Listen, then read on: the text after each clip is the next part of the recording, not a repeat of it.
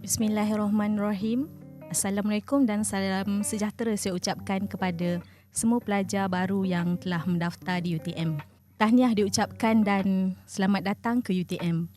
Saya Raihan binti Abdul Karim, iaitu penolong pendaftar kanan di Seksyen Kemudahan, Kebajikan dan Tata Tertib, Jabatan Timbalan Naib Chancellor Hal Ehwal Pelajar dan Alumni UTM. Hari ini saya akan memberikan taklimat berhubung dengan bantuan kewangan dan juga kad mahasiswa kepada semua pelajar. Sebelum saya terus kepada isi taklimat, izinkan saya memperkenalkan berhubung dengan Seksyen Kemudahan, Kebajikan dan Tata Tertib UTM. Fungsi utama seksyen ini adalah menyelaraskan urusan beasiswa, pinjaman dan derma siswa antara pihak penaja dan pelajar. Seterusnya, pejabat kami juga mengendalikan hebahan iklan beasiswa, pinjaman, derma siswa, mengatur temu bual dan juga lain-lain yang berkenaan. Seterusnya, pejabat ini juga berfungsi mengeluarkan surat pengesahan penajaan pelajar dan pengesahan keputusan peperiksaan kepada penaja. Seterusnya, pejabat kami mengurus hal ehwal kebajikan pelajar, terutamanya apabila melibatkan kemalangan, kematian, ditimpa musibah, bencana alam, bantuan makanan dan lain-lain yang berkaitan. Di UTM, kami juga menyokong pelajar OKU yang telah diterima masuk, di mana di unit ini akan membantu urusan bantuan kewangan daripada Kementerian Pendidikan Tinggi untuk pelajar OKU dan juga lain-lain yang berkaitan. Dan akhir sekali, fungsi utama pejabat ini adalah untuk mengendalikan prosiding tata tertib pelajar, urusan disiplin dan juga perkara-perkara berkaitan dengan peraturan pelajar.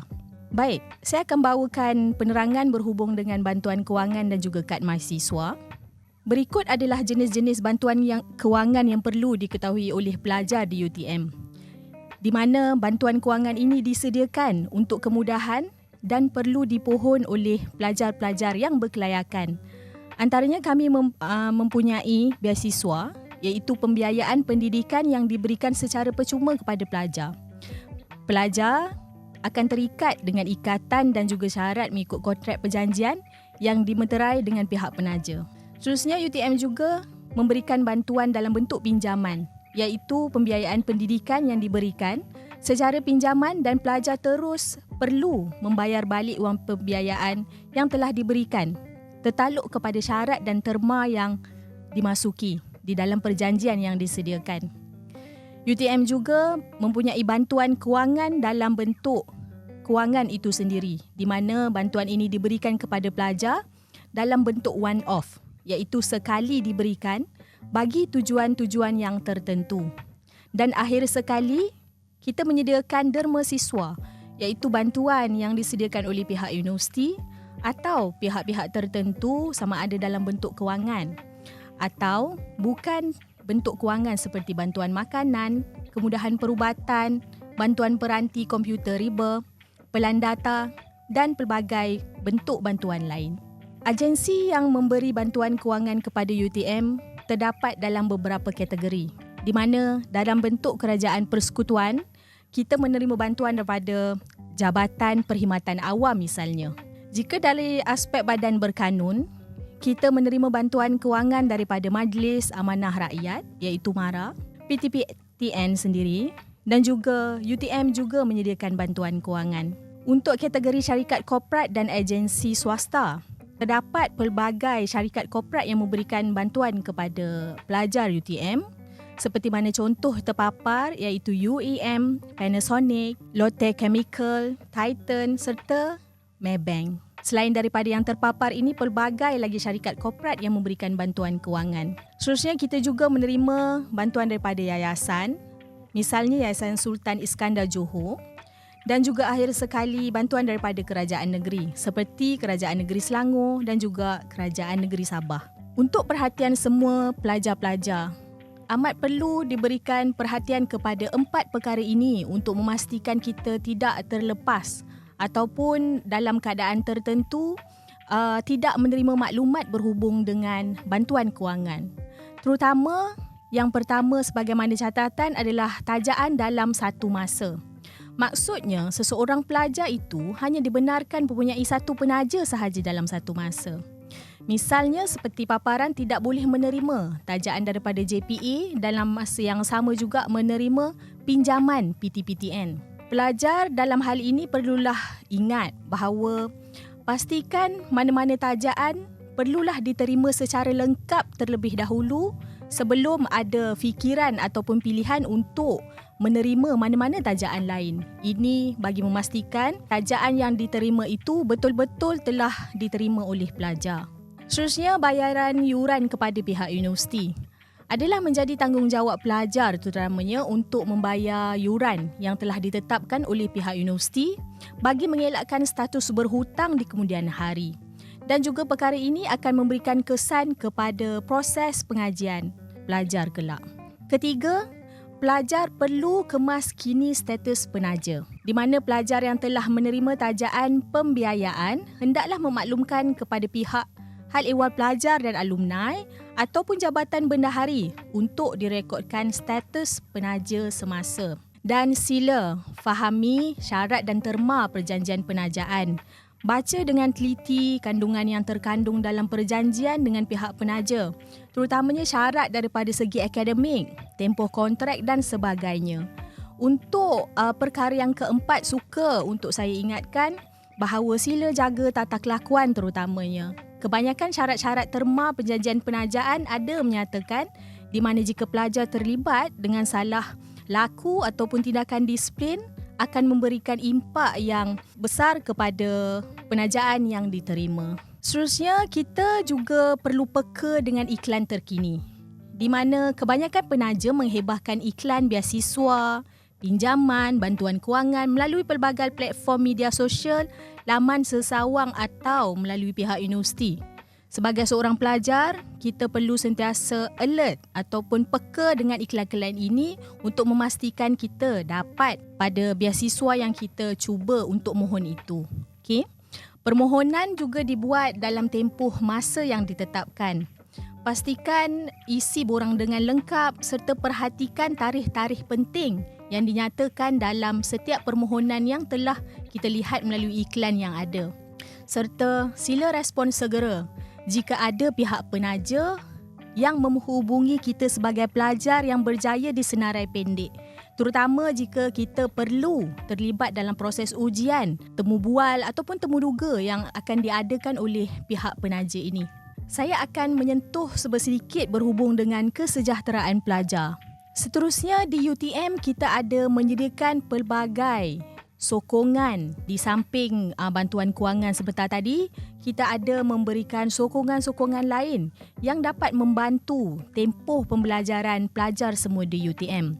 Terutama melibatkan aspek kehidupan serta kebajikan dan kesejahteraan pelajar. Antaranya kita ada menyediakan skim perlindungan pelajar iaitu Student Protection Scheme, di mana sebelum ini kita kenali sebagai skim insurans berkelompok pelajar, di mana pelajar UTM diberikan bantuan jika terlibat dalam kemalangan ataupun musibah yang tidak disangka. Misalnya, rumah keluarga di kampung mengalami kebakaran, pelajar terlibat dengan kemalangan, pelajar dimasukkan ke hospital akibat sakit yang kronik atau apa-apa musibah yang perlukan bantuan segera daripada pihak universiti.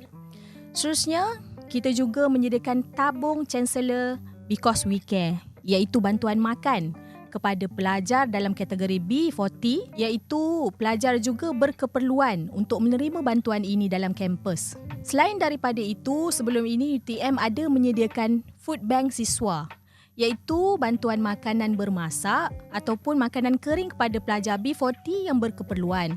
Seterusnya, suspended meals, iaitu bantuan makanan percuma yang disediakan di kafeteria atau mana-mana bahagian di dalam kampus. Dan kami juga ada menyediakan bantuan kewangan kepada pelajar OKU, iaitu kewujudan allowance wang saku dan bantuan yuran, pengajian bagi pelajar OKU yang punya kad pendaftaran daripada Jabatan Kebajikan Masyarakat. Dan akhir sekali, di UTM, kita ada sediakan caring cabinet, di mana ada bantuan makanan dan minuman percuma yang diletakkan di rak khas di dalam kampus.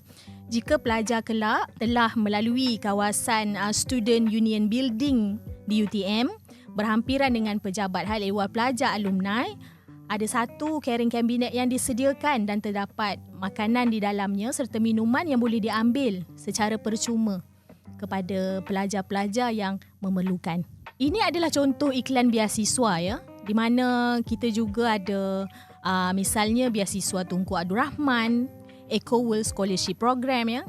Daripada iklan ini kita dapat lihat dia ada nyatakan berhubung dengan tarikh-tarikh penting yang kita sebagai pelajar perlu ambil maklum dan juga apakah syarat ataupun basic requirement diperlukan oleh iklan beasiswa ini sebelum kita cuba untuk memohon. Seterusnya, para pelajar saya akan menerangkan sedikit berhubung dengan Kad Prihatin Siswa iaitu KPS ini ya. Sejak 28 Mac 2022, UTM telah masuk ke dalam satu perjanjian melibatkan RHB Bank di mana kita menggunakan Kad Prihatin Siswa ini sebagai kad matriks pelajar di UTM. Iaitu antara objektifnya adalah untuk memperkasa dan mempelbagaikan fungsi kad matriks pelajar UTM, bukan semata-mata kad untuk pengenalan diri pelajar sahaja, dan memudahkan penyaluran peruntukan, pinjaman pendidikan serta bantuan terus kepada akaun pelajar. Ini juga merupakan transformasi ekosistem transaksi kewangan di UTM ke arah cashless campus. Seterusnya, menyeragamkan kemudahan atau fasiliti dan tawaran keistimewaan serta ganjaran dan promosi. Kita menerima pelbagai faedah daripada Kad Prihatin Siswa ini, antaranya tiada caj yang dikenakan ke atas pelajar UTM bagi tujuan pembukaan akaun ini dan ianya adalah percuma. Pelajar hanya perlu pergi ke bank ataupun dalam kes-kes tertentu RHB akan membuka kaunternya di universiti untuk melaksanakan perkara ini. Seterusnya, memperkasa dan mempelbagaikan fungsi kad matriks pelajar. Kad matriks ini adalah dalam satu bentuk kad debit, iaitu seperti kad bank kita lah, kad diskaun, e-dompet juga. Penyaluran wang PTPTN juga boleh dibuat melalui kad ini, beasiswa, bantuan one-off, kewangan terus kepada akaun pelajar. Dan melalui kad ini, pembelian di kafeteria, koperasi, kedai buku dan lain perkhidmatan dalam kampus yang dilaksanakan secara cashless dapat dilaksanakan dengan teratur dan berkesan. Kini sudah sampai ke akhir penerangan saya. Diharapkan semoga ia memberikan manfaat kepada semua pelajar baru. Untuk maklumat terkini dan juga sebarang info lanjut berkenaan dengan pejabat kami, bolehlah ke Facebook Student Affairs.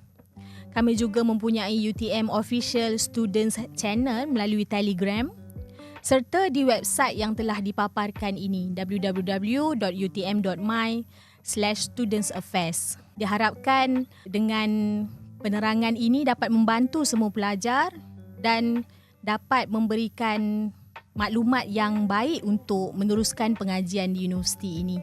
Yang terpapar ini merupakan HEPA UTM Care. Boleh dihubungi melalui WhatsApp pada bila-bila masa dan kita mempunyai email helpdesk.hep@utm.my serta bkkt.hep@utm.my. Akhir kata, terima kasih saya ucapkan atas perhatian dan selamat maju jaya.